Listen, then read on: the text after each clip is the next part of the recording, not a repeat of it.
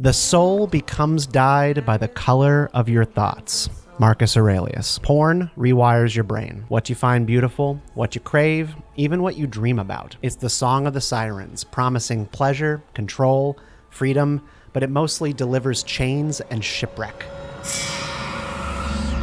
All right, a lot of you have asked us to talk a lot more about this issue, and so here it is. We're going to touch briefly on how porn enters people's lives, but our main concern is going to be how you fight back. Because there really is, like they say, fight, flight, or shelter when it comes to temptation, but there is a fourth thing, and you can learn about it, funny enough, from Kevin Costner's Yellowstone. What I hear most often from other men who are dealing with this issue is that they want their minds back. Every quiet moment is invaded by these new thoughts. Every innocent interaction is corrupted. The things that occupy their minds on long drives and in quiet moments alone at home begin to shapeshift. And even our dreams aren't like they were when we are younger. I'm a dad, and the way that I talk about this with my child is that dreams and nightmares are a guarantee. But there are limits to what form your dreams and nightmares can take. You can't be chased by Voldemort or Michael Myers in a nightmare if you've never heard of them or seen them on screen. The specifics of our terrors, just like our desires, are informed by inputs. Garbage in, garbage out. We can think of pornography now as like the methamphetamine of pornography compared to the pornography of, we always hear about, like when I was growing up, drawings, the Playboy. Yeah. Pop star Billie Eilish once described this on the Howard Stern show. It's a pretty good reminder that both men and women are affected by this feeling of their brains being destroyed. I feel incredibly devastated that I was exposed to so much porn. And she is not alone in that. Eilish was the average age for exposure to hardcore pornography online. I was 12. John Mayer, Russell Brand, Terry Crews have all described how their appetites took over their lives and swallowed everything else in sight. All of the good stuff devoured. The Greek playwright Sophocles, because it's not a Geeky Stoics video unless we cite a Greek playwright, was right when he called lust a tyranny. It is not a hobby. It is the song of the Sirens that in Greek myths would lure the sailors too close to rocky shores, and they would wreck and drown and get swallowed up by the waves. So what do?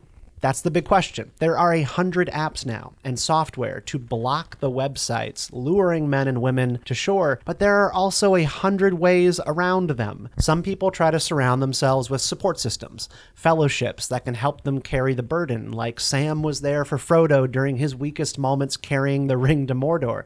And there's a lot of merit to that. It's not dissimilar from Odysseus and his men when they came across the Sirens in Homer's Odyssey. They survived the temptation of those songs by shoving beeswax into their ears. They even tie Odysseus to the mast of the ship. And anyone who has wrestled with the porn issue or addiction of any kind knows that being tied down might sometimes feel like the only way out. But there is another way. I want to encourage you with that. The one that has helped me the most. On the TV show Yellowstone, John Dutton, played by Kevin Costner, is sitting by the fire with his grandson, Tate, who was recently kidnapped and traumatized, and they just got him back. And even now, safe at home with his parents, Tate is having a lot of really ugly nightmares. It's very sad. John tells Tate what nightmares really are, and you'll see how this can be analogous to pornography, that dreams are a soup. It's your memories and your imagination all mixed together and into this soup of what's real, what's made up. The thing about this soup is you can change the ingredients, Tate. So imagine someone storms into your kitchen and they dump a bunch of pepper into the stew that you're working on. You didn't ask for this, just like most 11-year-olds don't ask to stumble upon pornography or be shown it by their older friends, and were changed by it. Once it's there, it's there. But when you're making a soup, and it's not sweet enough, like Dutton is saying to him, you can change the ingredients, decide what you want to dream, and then do those things.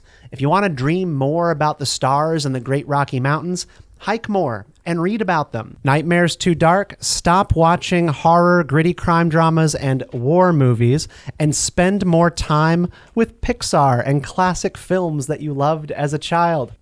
Homeward Bound.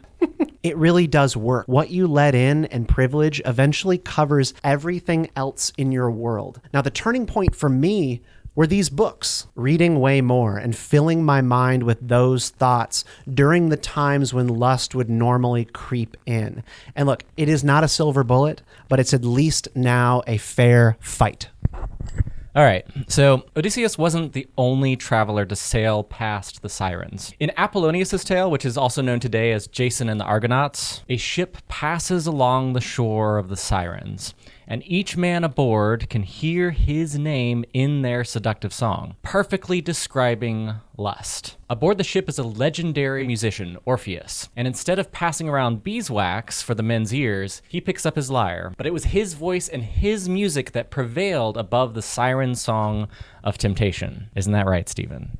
Orpheus managed to change the ingredients in that moment, and he played an even better song. Our focus is not always on what we want it to be, and often that's a reflection of bad choices stacked on bad choices. But you can rewire and rewrite the way your mind works. There's some guy named Paul who wrote to the Philippians a long time ago about this, and he said, "Do not be conformed to the patterns of this world, but be transformed by the renewing of your mind." And by the way, this isn't just some biblical theology. Neuroscience is pointing more and more directly to this exact pattern of addiction when it comes to pornography. Andrew Huberman has famously been on Joe Rogan and many popular podcasts talking about the devastating effects that pornography has on our dopamine system. And the research is now bearing what many of us have known for years, which is that this is not okay. And the modern internet age of temptation is different than it used to be. You think about the young male brain in particular, young female brain watching this stuff.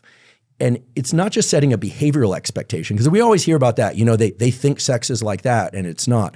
It's setting this incredibly high threshold for what they consider stimulating. Not just stimulating sexually, but stimulating mentally. But there is hope. It takes time. It takes discipline. It'll take more than a few mistakes. But if you start today by deciding what kind of thoughts, what kind of dreams that you want to have, that is the beginning. Then go fill your life with those things. Drown out the siren song. And change the ingredients. Thanks for watching.